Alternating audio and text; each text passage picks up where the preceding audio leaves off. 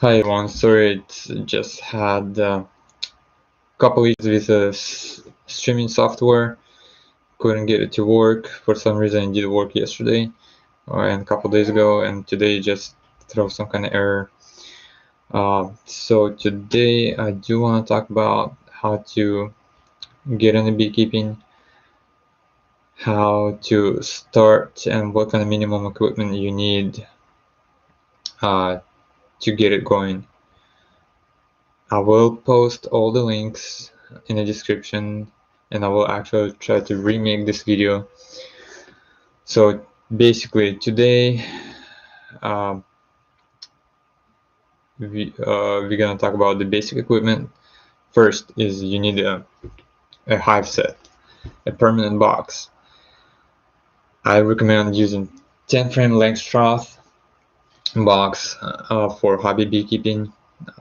It's easy to handle, and it's very practical. You can get them on Amazon, Manlake, even Craigslist. Some people sell it used, or you can get a brand new one. So I will post a link for that box for Amazon, and you can go anywhere. All stuff that I get from Manlake in Woodland. It's I'm gonna type it in. It's Manlake Ltd. It's located in Woodland, California. So that's so far the best price over there for commercial beekeepers. And you can get, I would recommend getting 2 deep boxes for brood chamber and a honey super if you want to go that way. Don't go 1 deep because it's gonna be not enough room for bees, because you want to populate them. You want to have at least 12 to 15 frames of bees before the winter to overwinter well. So go 2 double deeps and 1 or 2 medium supers for honey. And I had all the pictures and everything ready to go, but my software just doesn't let me start streaming for some reason. I will redo this video again with all the pictures and descriptions. So the next we're gonna talk about is you need a protective gear to work with bees. You need a jacket, or you can go full suit. I personally when I started beekeeping, I used a jacket, and it worked for me for about a couple years, and then I switched to a suit. It's you get a little more protection, and especially with this new vented suits, really helps in this really hot summers here in Sacramento, California, or nearby area. So I would say go vented suit or jacket. And the next thing is you need basic tools. Again, I did get a link for Amazon that has a basic tool set for beekeeping. You don't need a lot. All you need is a smoker, a hive tool, and a hive brush, a bee brush, and that's it. You don't need all the other bells and whistles. I mean, you can use them, but a lot of times they're just kind of useless. I personally just use hive tool and a smoker. These are the the most essential things you need to have to work on a hive. You can also get the frame grabbers and all the other accessories, but a lot of times they're just useless. So I would say just get a good hive tool, get a smoker, and a bee brush. It's pretty good to have it when you do honey harvest, so you don't have to really like shake the frames and stuff. But if you want to go fast, I don't use it. But sometimes when I do cells, queen cells, grafting, and all that kind of little gentle stuff, I use bee brush, so I don't have to shake them. So, and then the next thing is you're gonna get a nuke. I will keep you updated about 1 week ahead of times before pickup date, when you're gonna get the nuke. So, and you want to have this stuff, a beehive, permanent beehive, uh, a jacket, protective gear, and hive tool and a smoker ready, before you get the bees. You don't have to bring it in to pick up the bees, because the bees are gonna be in a cardboard box. They're gonna be sealed with vents, and the bees are not gonna escape the box. So you can put them in the trunk and transport them to your house, not a problem. So you're gonna get the box, and then you get home. You let the box stay on the same exact location where the original hive is gonna be, where you want the bees to be. You put it on that kind of location or on top of your permanent beehive, and let them out. And next day or in the evening, that's when you want to transfer them. Make sure you let the bees out. Don't keep them sealed in the box. Don't put them in the garage. Don't do any of that kind of stuff, because they will try to escape. Just bring them to your house, put them in the same place where you want the hive to be permanently, and open the plug. And that's it. And wait until next morning or this evening or a day after. That's fine. If they for some reason you can't get to them, they can be in this box opened. Make sure they're open for about another 3 days or so, 3-4 days easily. You can keep them in the cardboard box, and then I would recommend to transfer them in your permanent box. So get them in the permanent location, open them, and leave them until the evening or next following morning. And only then I would recommend transfer them. And use a lot of smoke. Smoke in the entrance before. I also have a video for that. I will upload that and get everything all together and post it on my website. So you transfer the frames into your box, and again, just don't have to do anything else. Just transfer them and give them some sugar water. There are different types for feeders that you can use. You can use top feeder, you can use frame feeder, you can use, there's a lot of varieties, top feeders and other feeders that you can use. I personally use frame feeder. I use 1 gallon frame feeder. I don't go to 2 gallon because it's too much. 1 gallon works for me real well. So 1 gallon frame feeder, you put it inside, you fill up. If it's a small colony, just go halfway with sugar water 1-to-1 mixture. Go halfway with the feeder, half a gallon, fill them up, and just leave them. Close them and leave them for about 4 or 5 days. In 4 or 5 days, you can go back and check if they used the syrup. If they used it all up, sure, give them more. And because in the beginning they do need a lot of syrup to start building that new comb that you're gonna give them. You're gonna give them a lot of foundation that they need to draw out, and they're gonna use a lot of syrup. So make sure you feed them. Even though there might be some honey flow, it will not be enough in March or April time. So feeding is recommended to build up fast.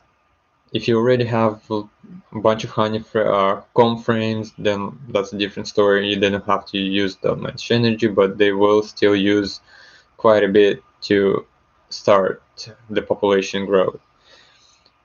And if you keep feeding them a little, you don't have to feed them heavy, and just once a week, give them half a gallon, for about 2-3 weeks, and then see if they grew up to 1 box in about 3-4 weeks.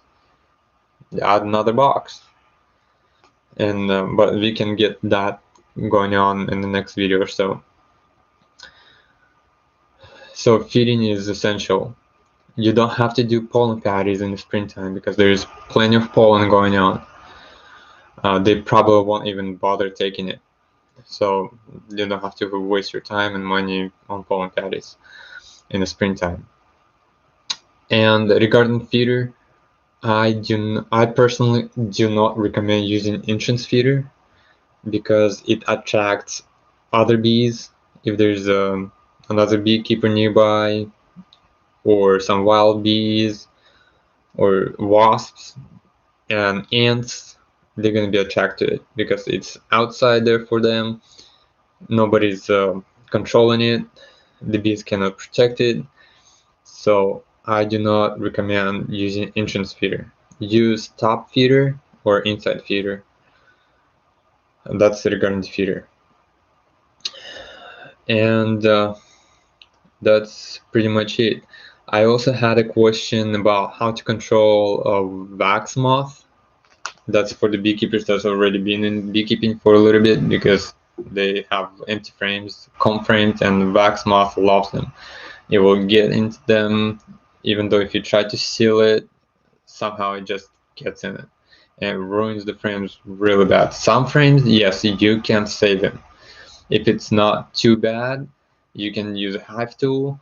Especially if you have plastic foundation, it's beautiful. You can use a hive tool. You can scrape it out, get the larva out, the cocoon, whatever is left. If it's just a couple of runs, because they're gonna do runs between the cells, but eating the pollen and stuff. So if it's not too bad, if it's not covered with web, like whole thing, and just there's a couple of runs of wax moth inside, yes, you can save it easily. You can just use a hive tool, get it out, get it back to the bees, it'll be fine. Some frames you cannot save. It just gets so bad, uh, just throw them away. Unless you really want to get down with a hive tool and scrape it all the way down to foundation. Clean it out real nice.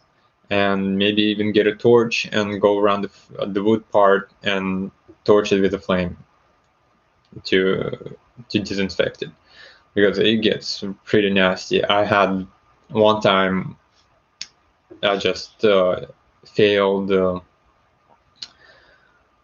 control it a little, didn't control it as much as I should have, and I had to throw away probably $5,000 of worth of frames. Just took a couple dump trailers down to a landfill. It was that bad. It just wasn't worth saving it. And the way to save it, the way I do it is, I I personally, it might not work for you, but just as an idea, uh, when didn't have much, I would put them in the stacks, box on top of the box on top of the box, and on the bottom, I created a frame from 2x4s, and I would put and make sure it's all sealed up. It's sealed with tape, whatever you want to use. Seal it up real bad. I mean, real good. Seal it, and then on the bottom in the metal tray, I would put a burning sulfur. You don't need much. If it's on a box or two, maybe like a teaspoon or a tablespoon of burning sulfur, um, light it up. It will create a lot of smoke. It's pretty bad, but it kills pretty much everything. It kills even ants, everything inside the frames. And the good thing, it's not toxic to bees when you're gonna use it in the springtime. So you can open it, put it sideways, the box sideways, make sure plenty of air goes through it. It gets the smell of it out pretty fast, and you can. That's what I do. I have a shipping container. I have special boxes, and I do that, and it works really well. You have to do it about every month or so, when they're probably like December. Light it up a couple times a year when there's unused frames, and that way you get rid of moth. Also, you can use. Uh, I haven't tried it myself, but peppermint. Uh, I heard people use peppermint leaves and they put it in between the boxes, and that keeps the moth away. That's another option. Or if you have couple frames, the easiest and cheapest option would be to freeze them before the moth gets to them, or even when the moth, just a little bit of moth got in, and put it in the freezer for about 24 to 48 hours. Take it out, put it in a bag, seal it. In the freezer, it's gonna kill everything, and then put it in the bag and seal it really well. And that's another option. So, sorry about that it didn't work out the way it was supposed to. I will create a video with all the files and all the descriptions, and I will upload it on my website, and hopefully within the next day or two. And also send me some comments, and visit the forum. There's all the links in the forum for beekeeping equipment. You don't have to get that kind of equipment. It's just an idea for you guys to see. You can get different brands, you can get it from different websites, so you can get it from different people. It doesn't matter. It's just what I recommend, and so far is the easiest and most economical way to start. And a lot of commercial guys use that kind of system. I mean, pretty much everybody, because they're easy to transport, and you just use them on pallets, not bottom boards, but pallets. So on a pallet, we have 4 hives per pallet, and we use a forklift to load them up on the trucks, and that way we go. So Langstroth design, I think, is the easiest and most convenient bee box that you start beekeeping. There's a lot of options. There's a flow hive, there's a top bar, and a bunch of other options. Just you can use whatever you want. It's just my opinion. Langstroth is the easiest and the best. And regarding flow hive, they can be really tricky. But it's pretty much similar design, Langstroth design. Just have different types of frames on the honey super on the second box, where you can spin the handle and it's gonna uncap the honey and all the honey leaks out. I personally haven't used it. I did read a lot about it. I have customers that use them, but I cannot really say much about it. And that's pretty much it. In the next video or so, I will do a video on mite treatment. That's very essential. And honey extraction, what you need for honey extraction, and the mite treatments, and what time of the year you want to do the mite treatments, and when you want to do extraction of the honey, how much honey you should extract, how much honey you should leave, and all that kind of good stuff. But next time I'll make sure it's working, or maybe we'll even try a Zoom or something. And again, share your thoughts, send me your questions. I will try to get back on the video as soon as possible. Thanks so much.